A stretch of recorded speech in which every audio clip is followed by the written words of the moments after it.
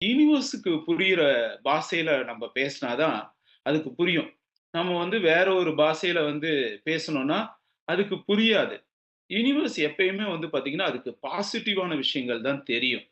நம்ம ஜெனரலா வந்து பார்த்தீங்கன்னா, நம்ம மனநிலையா இருக்கட்டும், அல்லது உடல் நம்மளோட உடம்பு வந்து செய்முறை காமிக்கிறது, இது எல்லாமே என்ன அப்படின்னு பார்த்தீங்கன்னா, யூனிவர்ஸ்க்கு புரியிற மாரி சொல்லணும்.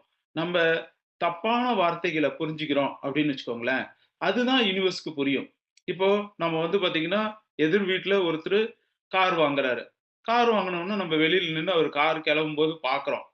பார்த்த உடனே, "அ கார் வாங்கிட்டோம், கார வாங்கிட்டோம்" அப்படின்ட்டு அடுத்து வந்து பார்த்தீங்கன்னா, இன்னும் அடுத்த லெவலுக்கு போயி, இந்த கார் ஆக்சிடென்ட் ஆயிரணும். அப்படின்னு நீங்க உங்க மைண்ட்ல பட்டுருச்சுன்னா, யூனிவர்ஸ்க்கு புரியிற பாஷை என்ன?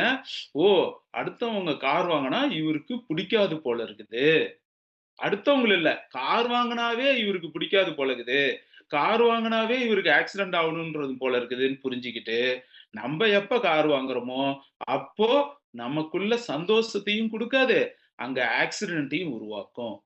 இதனால தான் நம்ம பணம் சம்பாரிக்கும்போது சரி, எந்த நேரத்திலயா இருந்தாலும் சரி, நம்ப யார் பணம் சம்பாரிச்சாலும், அவங்கள நீங்க வாழ்த்த ஆரம்பிச்சிட்டீங்களா, "ஓ! இந்த வாரம் நீங்க ரூ. 2000 போனஸ் வாங்கிட்டீங்களா? Very good. Super, super. ஓ! இந்த வாரம் நீங்க ரூ. 10,000 போனஸ் வாங்கிட்டீங்களா? Super, super, super." அப்படின்னு நீங்க பாசிட்டிவ் வைப்ரேஷன குடுக்கும்போது, அங்க யுனிவர்ஸ் அத புரிஞ்சுகிட்டு, "ஓ! இவருக்கு பணம் வந்ததுன்னா சந்தோஷம் போல இருக்கு. பணம் வந்ததுன்னா சந்தோஷம் போல இருக்கு." அப்படின்னு அது நல்லா புரிஞ்சுகிட்டு, பணம் வரதுக்கான வழிகளையும், வாய்ப்புகளையும் உருவாக்கி குடுக்கும். ஸோ இந்த வைப்ரேஷன் அப்படிங்கிறது வந்து பார்த்தீங்கன்னா, ஒரு அதிர்வு. ஸோ இதுல வந்து பார்த்தீங்கன்னா, நெறைய அதிர்வுகள் இருக்கு. அதுக்கான அந்த ஃப்ரீக்வன்சின்னு சொல்லுவாங்க.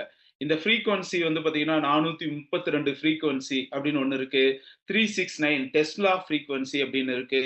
789 ஒண்ணு இருக்கு. 786 அப்படிங்கிற ஒரு ஃப்ரீக்வன்சி இருக்கு. இந்த ஃப்ரீக்வன்சி எல்லாமே அ என்ன காரணம் அப்டின்னா, யுனிவர்ஸ்க்கு புரியிற பாஷ. இந்த ஃப்ரீக்வன்சிங்கிறது அதிர்வுகள். இந்த அதிர்வுகள நீங்க கொண்டு போய் குடுக்கும்போது தான், இந்த லா ஆஃப் அட்ராக்ஷன்ற ஒண்ணு நமக்கும், யுனிவர்ஸ்க்கும் புரிய வைக்கும். யுனிவர்ஸ்க்கு வந்து பாத்தீங்கன்னா, நீங்க வாயில சொல்ற பாஷ புரியாது. அதிர்வுகள் தான் புரியும். அப்போ இந்த அதிர்வுகள முதல்ல நீங்க ஃபீல் பண்ணணும். நீங்க வந்து பாத்தீங்கன்னா, அதான் அந்த நான் முதல்லயே சொன்ன மாரி, நம்ப முஸ்லிம்ஸ் அவங்கலாம் பார்த்தீங்கன்னா, 786 அப்படின்ற ஒரு லெட்டர். ஸோ இந்த 786 அப்படிங்கிறது என்ன? அது ஒரு அதிர்வு.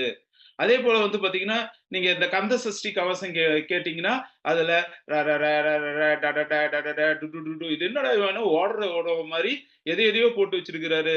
இந்த பாம்பன் சுவாமிகள் அப்படின்னு நெறைய பேர் கேட்பாங்க. அது ஒரு அதிர்வு. இப்போ இன்னைக்கு இந்த அற்புதமான நாள்ல வந்து பார்த்தீங்கன்னா, இயேசு கிறிஸ்து வந்து இயேசு கிறிஸ்து வரமாட்டாரு.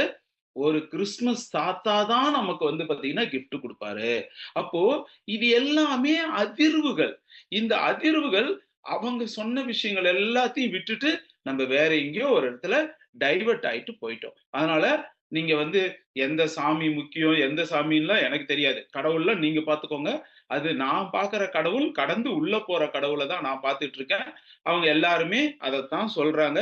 எல்லா மதமும் சொல்லக்கூடிய ஒண்ணே ஒண்ணு அன்பு. அவ்வளதான்.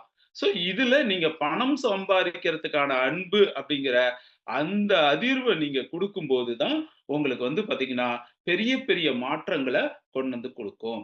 அப்போ இந்த